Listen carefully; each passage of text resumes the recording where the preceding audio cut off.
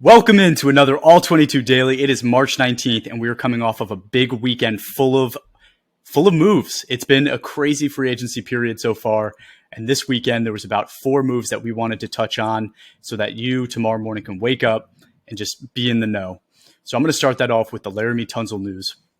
So rumors were going around that Laramie Tunsil was looking to get traded out of Houston, but instead Houston signs Tunsil to a 3-year extension worth $75 million, making him the highest paid tackle in NFL history. So when you start to look at kind of like the draft capital and the money that they have committed to him over the years, it's astronomical, right? It's kind of like mind-boggling how much they've given to get Laramie Tunsil to be a part of their team. But this past year, he kind of proved that he is one of the best in the game.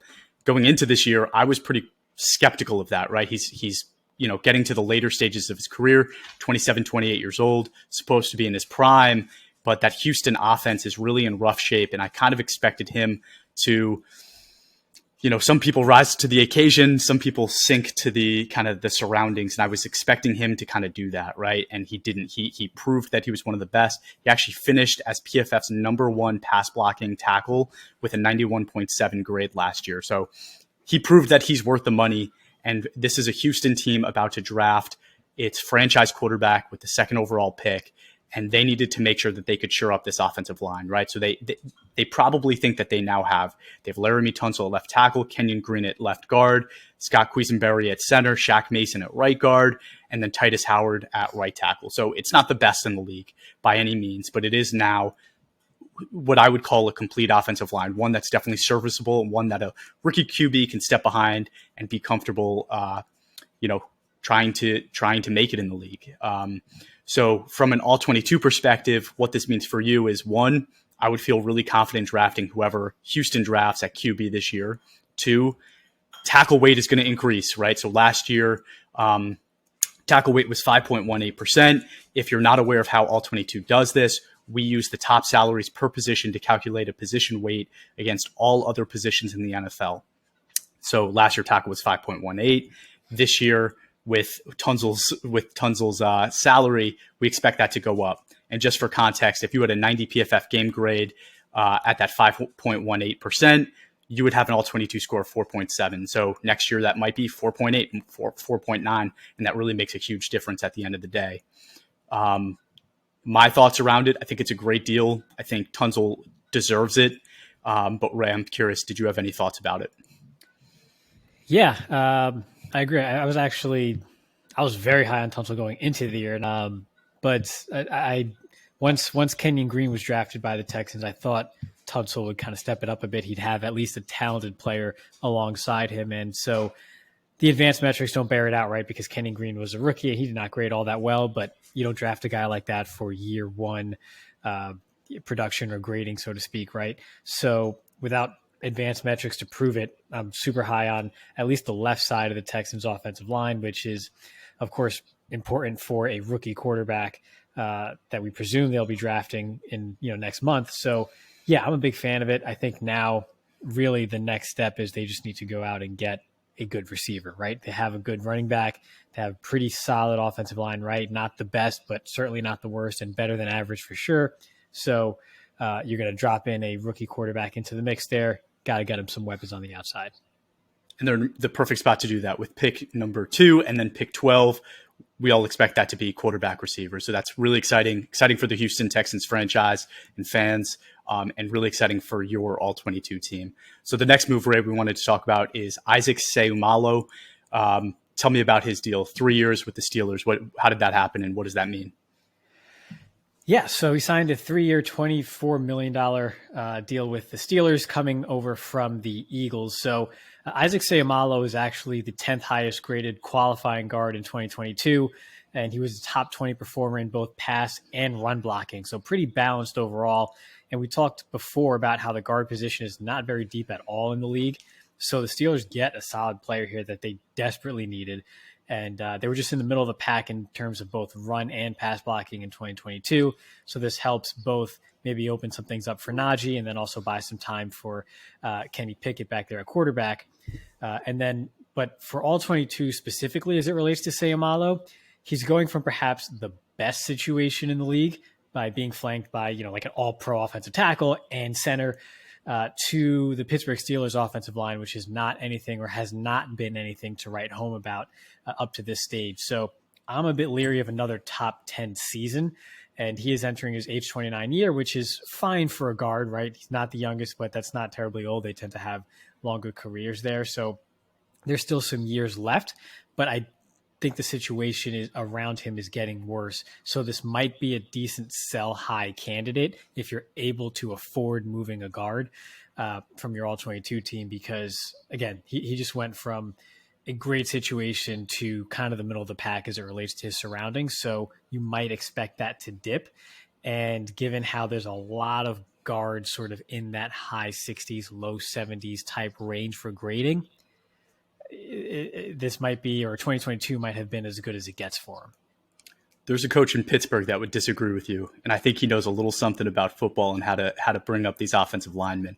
So I'm not disagreeing with you. I think you have very solid points, but there is some positives for your All-22 team with the signing, right? If you have a Najee Harris, right, you have a running back. We're not the guys that talk about running backs, but if you have Najee Harris, you're probably excited about this move in particular because it does help at least the run game, right? It allows him to do a little bit more because he is a talented back that probably has been underachieving, but mostly due to the talent on that offensive line. So you like that for him. You might like it for Kenny Pickett as well, who gets himself a little bit more protection in what was a rough pocket. And what does it also say about kind of like the Phillies system, right? It's like they remind me of like if you're a baseball fan, what the Dodgers are able to do, right? They go spend a ton of money in free agency. They make a bunch of trades, and you think that they just depleted all of their prospects. And then a Galvin Lux comes out of nowhere to play second base at an all-star level. And it happens every year. They do it every year. Philly a few years ago, we were all saying should tank, right? They should sell everything, start over. And instead, guys like this just pop out of the woodwork and become kind of this high-level player. So if you're looking at it again, maybe from the other side, which is the Philly side, what does it mean for them, right? Yes, they're losing what was a top 15 guard, but that is a system that just will continue to replenish. And that's a guy I want to go find and invest in. Whoever it is that's going to replace him, go find that guy because he'll end up being maybe a top 20 player as a first-year starter. But moving on from this, tell me a little bit about Brandon Cooks. As the Cowboys fan, I want to give you this one to talk about. Yeah, so Brandon Cooks was traded to Dallas from the Texans for a 2023 fifth-round pick and a 2024 sixth-round pick. And so from a skill set perspective, it actually works very well with the Cowboys. He's a good deep threat to go alongside CeeDee Lamb and then hopefully an improving Michael Gallup as he gets further away from that knee injury at not too steep a price, right? So Cooks, we all know, has moved around quite a bit in his career. I don't know if this is like the fourth or fifth time he's been traded by now. Fourth time. Yeah, fourth. So that's quite a lot for a player who's produced pretty well for the better part of a decade, right? That usually doesn't happen that often. Fourth tied all time with Eric Dickerson for the most traded player of all time, and he's 28 years old. 29, but yes, 29. That's yes. See, I didn't know that, but there you go. So yeah, I guess you can't expect him to last in Dallas very long, right? But a key piece of this too is that the Texans will pay $6 million of Cooks' $18 million that are owed to him this year, which I think is what ultimately made the move here, right? Because Dallas has already paid Michael Gallup. They have CeeDee Lamb on the horizon for an extension there. So $18 million also going to someone like Brandon Cooks would have been a pretty steep price for a 2/3 receiver, right? But back to the field, dating back to 2020, Cooks actually has the second best PFF receiving grade on 20-plus yard targets behind only Justin Jefferson. So credit to John Owning from PFF for that stat. But just goes to show you that deep threat skill set that will definitely sort of complement what you see with CeeDee Lamb over there in Dallas too. So that's definitely what they needed. As it relates to All-22, Cooks was the 41st highest graded receiver among qualifying receivers with a certain amount of minimum targets. So he's kind of in that soup that I love to talk about, right, of pretty good players, which there are a lot of at the receiver position. And at 29, he's probably not in your long-term plans, right? But given his situation is going to greatly improve for 2023 from where he was in Houston last year, I think he'll be a pretty good number 3 receiver option in 11 personnel weekly sets for you. If you're just looking at this from a 2023 lens, I think the stock is up there for him for sure. And then as a Cowboys fan, right, if you just look at this from the pure Cowboys perspective, this is alone is a good move, but you still would have been better off if you just hadn't given away Amari Cooper last year and then just spent this past year with CeeDee Lamb and absolutely nothing at receiver and just basically wasted a year of Dak Prescott. So they somewhat recovered from it, but still would have been better off just doing nothing a year ago. But moving on to another receiver, and you know, I'll preface this by saying I think the 3 guys we talked about before are legit difference makers. I think the 4th, Adam Thielen, may not be, right? He is a guy that is being brought to Carolina. The Carolina Panthers have signed him to a 3-year contract, but the terms of that contract are really still TBD, or at least to the public they are. So I can't talk too much about that, but this is a player that's really being brought there, I believe, to be a mentor and a leader to a team that desperately needs that. If this really does turn out to be a 3-year contract, this will be a terrible, terrible contract for Carolina. But I suspect that it probably only has 1 year of guarantees. So I'm just going to carry forward with that assumption. But Thielen, like I said, brings that veteran presence to a wide receiver room that is really devoid of experience. The 2 and the 3 receivers behind him are going to be Terrace Marshall up to this point and Laviska Shenault, 2 guys that are extremely young, extremely inexperienced, have shown flashes of upside, but not on a consistent level by any means, right? So Thielen going there should be a mentor to those guys, and that's part of why you invest in a player like that. Thielen's PFF grade really has been steadily declining over the last few years. In 2020, it was an 87.4, which was really high and like essentially his peak. Then 74.6 in 2021 and a 65 last year in 2022. So you're seeing that steep decline. It's 10 points a year it's going down, which is dramatic.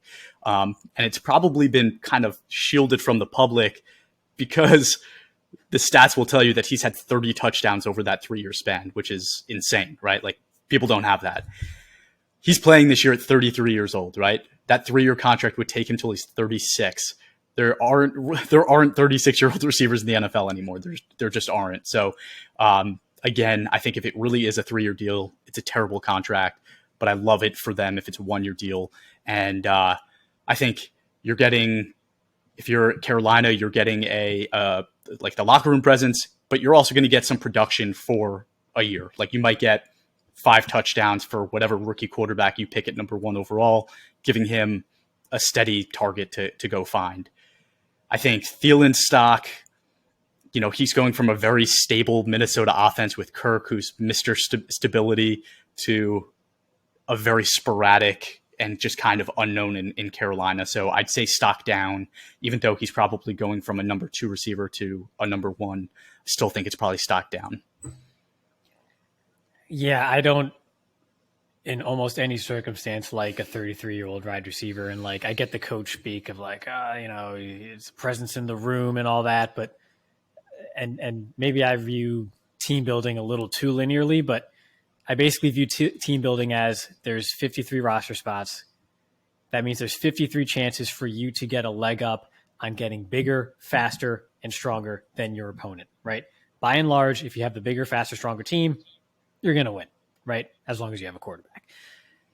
By taking up one of those spots for a big, slow, declining player, I'm just hardly ever a fan of it. So save your roster spot from Adam Thielen, but maybe it's a boost to Terrace Marshall and Laviska Shenault if you do roster one of those guys. Fair? Bit of a stretch, but you got to get something out of this, right? Yeah, come on, man. You got to juice it up a little bit. But that's it. So exciting week, exciting weekend. I think most of the big names are taken at this point. There's probably a few more still lingering out there. But yeah, we'll touch base on this, keep you updated as the week goes by, and we'll talk more about the draft in the next coming weeks as well. So very exciting stuff. Look forward to talking to you soon.